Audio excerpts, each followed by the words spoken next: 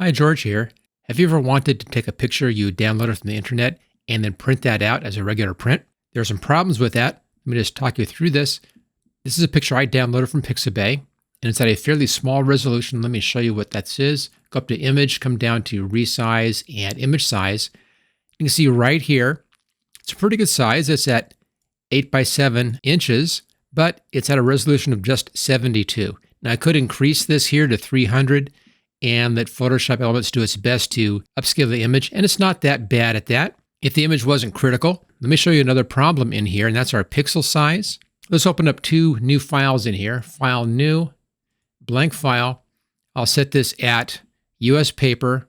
Let's set the first one here for 11 by 8.5. That's horizontal, resolution of 300. Choose OK. So here's this image. If I then take this picture here, just drag it in like that, it comes in pretty small on that page. Let's do another one of these. Let's say I wanted to go to a bigger print size. Go up here to File, New, blank file. Let's do a width of 14 and height of 11. 11 by 14 picture. And let's drop that up there. And same thing, I'll take the image, just drag and drop over here. Comes in real small. Even if I up-res this to 300, it still would be not that much bigger than this. It'd still be way too small for this image. So there are some problems in here on scaling these up. Now you can do it. I could come in here, Control T to select this. Let's just drag this up so it fits the page fairly well.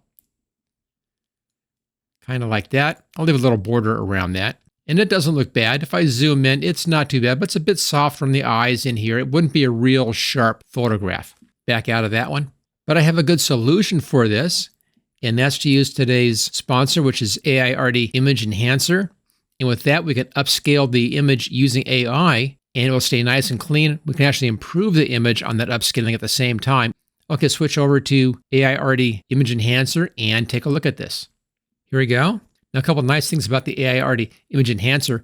If you're doing this for a business, you're doing for a side hustle possibly, maybe you're doing this for Etsy prints, I don't know. The nice thing in here is that you can do batch processing up to 3,000 images. That can save you a lot of time there. Also, this is run on your computer. So in case you're working with client images, you have perfect security on that because they're kept on your computer and you're not uploading those online like most AI programs do.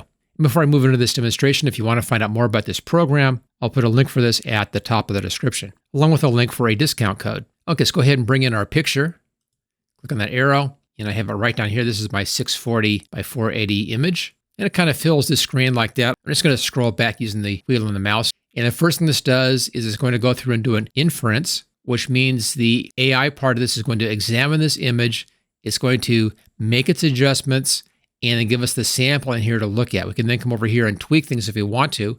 Right now I'm using the more detailed AI model, and I'm upscaling it to 4 times. And if you look at the top up here, left-hand side here is the starting image size, 640 by 509. And right-hand side, this is the after, 2560 by 2036. Okay, so here's the inference. And if I zoom in right here, you can see here's left-hand side. The eyebrow's a little bit soft, eyes a little soft. Right side is the AI version of this. You see how much cleaner that is, how much sharper that is in the eyebrow and the eye. Much, much nicer than it was originally. Now it's getting a little blocky up here, up in this detail in the hat.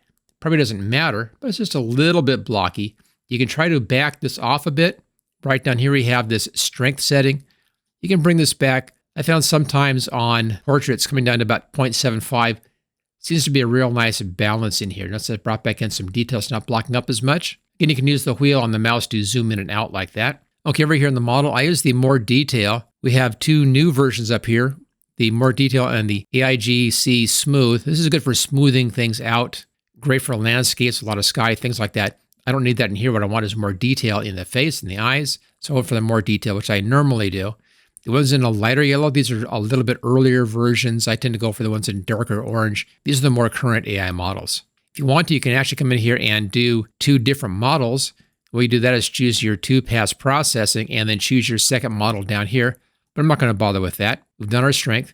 You can come down and adjust your color in here, exposure, contrast, saturation, highlights, all this kind of stuff. Since I'm taking this over into Photoshop Elements, if I need this, I'll do that over in Photoshop Elements. I don't need that though, so I think we're okay. There is a face restoration option down here for restoring blurry, low-quality, damaged faces. We don't need that, obviously. Just get rid of that. There's a brand new AI eraser, which is experimental, which is kind of interesting for taking things out of images that you don't want. This is very much like what you can do with some of the new image generation over in Photoshop Elements 2026. I'll be doing a complete review of this program shortly, and in that review, I'll go ahead and demonstrate the AI eraser. It's still experimental, but it works great. These are pretty much all things except for the AI eraser that we can do in most any version of Photoshop Elements. So I'll just do all that over there.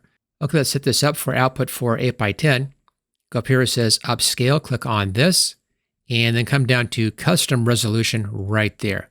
Let me just zoom back out.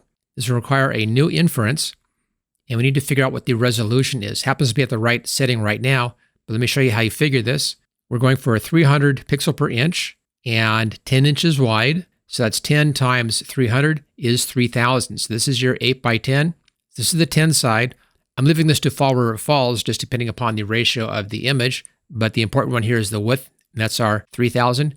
Now, if I was taking this up for the 11x14, it would be 300 times 14, which would be 4200. We'll go ahead and we'll do the 8x10 version right here, and then do a new inference. And there we go. Okay, let's go ahead and check our export settings, bottom right-hand corner, right down here. Now you have 4 options. You have PNG 8-bit, PNG 16-bit, JPEG, TIFF. There's also DNG if I was working with a camera RAW file, which I'm not. Now for the best detail preservation, I'll go with the TIFF setting. Let's make sure our DPI is at 300 DPI. That's our target. And everything else looks good. I'll leave level at 3. Down here we have output path. You can choose a specific output path. I've already chosen one down here. And we'll just save it out to that path. Choose single export. This will go very quickly in here. There you go. It was that fast. And there is our new export right there. Okay, that's all taken care of. We can now close this down and go back over to Photoshop Elements. Okay, here we are back in Photoshop Elements. And let's bring in our new upscaled image. File open. And I have that right here. Choose open. Now the TIFF file format is also a 16-bit format. Photoshop Elements only works in 8-bit, so it's going to be bringing this down to the 8-bit, and that's fine. You won't even notice that. There we go. Let's just float this over here, and I'll drag and drop that image on. And you can see the difference in size right there. Let me just change the positioning here on my layers. There we go. So this is our one that's been sized for 8x10, and it's on an 11x8.5 paper.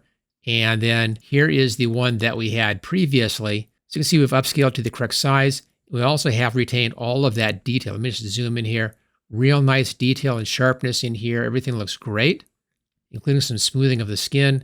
A few imperfections have been taken out. Beautiful upscaling, and this is now ready for a fine print output. We can double check this. Come back up to image, come down to resize image size, and here we go. Paper size 8.5 by 11, resolution of 300, so we're in good shape. If you want to find out more about the Aiarty Image Enhancer program, I have a link for that at the top of the description, along with a discount link. Plus, I've done a full review of this program, and I'll put a link for that in the description as well. If you enjoyed this video, make sure you hit that thumbs up. Also, make sure you hit subscribe, and I'll see you next time.